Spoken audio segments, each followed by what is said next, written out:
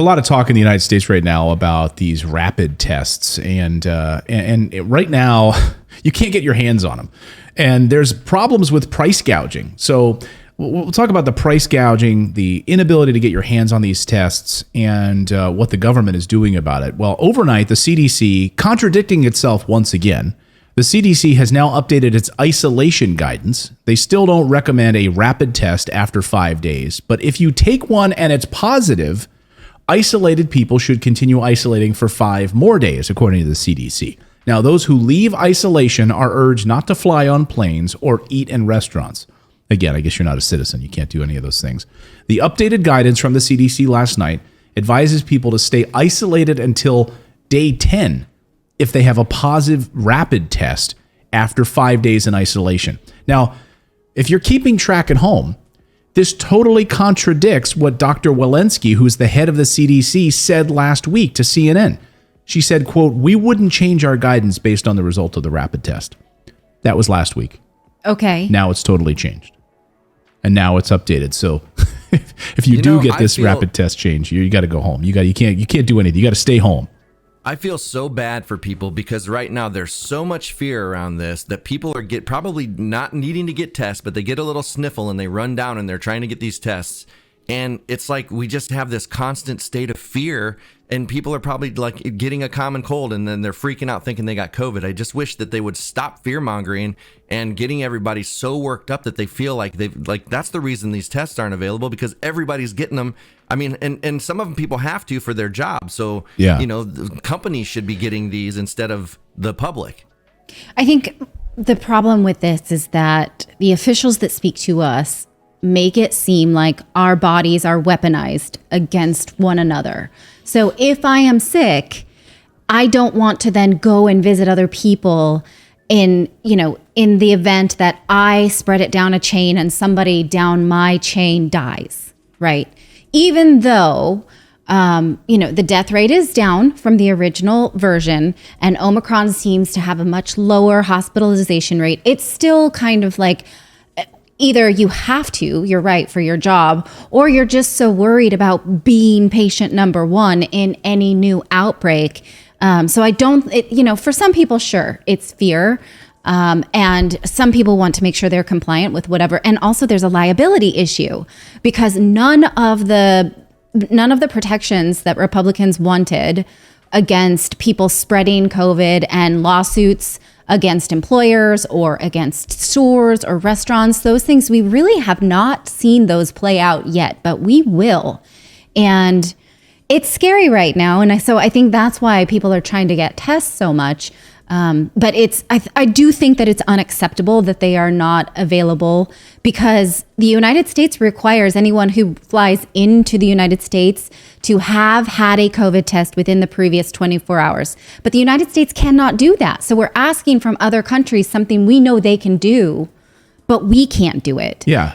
And I feel like that's unacceptable. I know we've referenced this research a lot, but there is research around how the FDA just refuses to give out patents and approvals to private companies who can actually fill this gap for tests, but they don't want to. Why? Is a ridiculous question. It should have a simple answer, but it doesn't. I know. And so that's why that sends us down this road of like, who's profiting from the not having tests? Who's profiting from the fact that people want them but can't have them? What is the narrative that makes us think? Is it true? Right? It's always follow the money. We were having a conversation about a family member the other night, and he was like, "But why would they do that, Natalie?" And it's like, follow the money. Always follow the money. If you're ever questioning why, just follow the money. So why would they not want people to have rapid tests, right? They would want you to get vaccinated. Where does that lead? If you go get vaccinated, then you're helping the system. You're helping the Pfizers. You're helping big pharmaceutical companies. You're helping that. Then the argument is you're also helping your nation, right? Your patriotic duty and all of that. And so that's where they're pushing you in the same way that lockdowns help big businesses, right? So meanwhile, good luck trying to find one of these freaking tests right now, because under the Trump administration, the FDA failed to approve rapid testing, and the effects are still being felt today. So under the FDA, under the Trump administration, specifically, the FDA was not greenlighting any of these private companies that could have filled this gap for which rapid is testing. absolutely how other countries handled it. In South Right. Korea, which had its outbreak, the first outbreak, the same day that the United States did in 2020, they allowed the private sector to step in where government couldn't move fast enough, and they were testing in droves. I think it was like 10-1 for every person that was symptomatic actually could get a test. Unbelievable. And right there now, any way- Go ahead. Could you link to the document on the CDC that talks about how we can prevent getting it in the first place really quick for people? no, you can't, because the CDC is not following science right now. I memean, far be it for me to say that, but CDC is following politics. That's exactly what the CDC is doing right now. And so it makes absolutely no sense. I mean, I know I might make some people uncomfortable, but at the end of the day, why are we not able to get certain types of medicines, antibody cocktails and so forth, or monoclonal antibody cocktails down in Florida and other states when they have access to this and it's helping people and the hospitals are demanding it? It's all politics. Follow the trail on all of this. So right now, the FDA, the failed to approve these rapid testing, the effects are still being felt because companies right now that want to create these rapid tests to deploy to Americans have hit a wall of FDA approvals before they can be released. So now we have a testing crisis, and businesses are seeing an opportunity here. And we're now seeing reports of price gouging overnight. So listen to this. According to Motherboard, restaurants, liquor stores, candy shops, ghost kitchens are selling rapid antigen tests through delivery apps like Seamless Web at hugely marked up prices. So take a look at some of these prices that I have here. If I can pull them up here, where did I put them? Where are those prices? I'll read them off to you because I don't have the individual prices here. But for instance, a deli, a liquor store in Manhattan, is advertising a 2-pack of Binax rapid tests on Seamless Web for $80 as one of its new items. So you can go, if you want to order some food from their store, it's a new item and it's $80 alongside corn dogs and garlic bread. They also have other liquid assets on there. They have a liquor store in Brooklyn is offering 2 eye health at-home rapid tests for $39 when they only cost $14 from the supplier. It offers increasingly expensive and inflated packages too, charging as much as $124 for a COVID fighter pack, which features 2 eye health tests, a digital thermometer, a 32-ounce can of Gatorade, which, by the way, is a sugary drink, which is not going to help you. No, it won't. They have a box of 124 Kleenex, 1 pack of DayQuil capsules, and all of this for $124. So this price gouging is taking place. And the reason that they can take advantage of it is because we don't have it right now. And here's why these rapid tests are so valuable.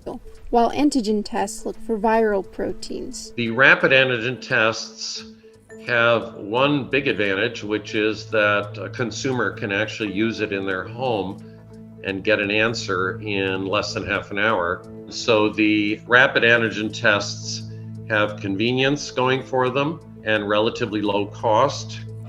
Yeah, unless they're price gouged.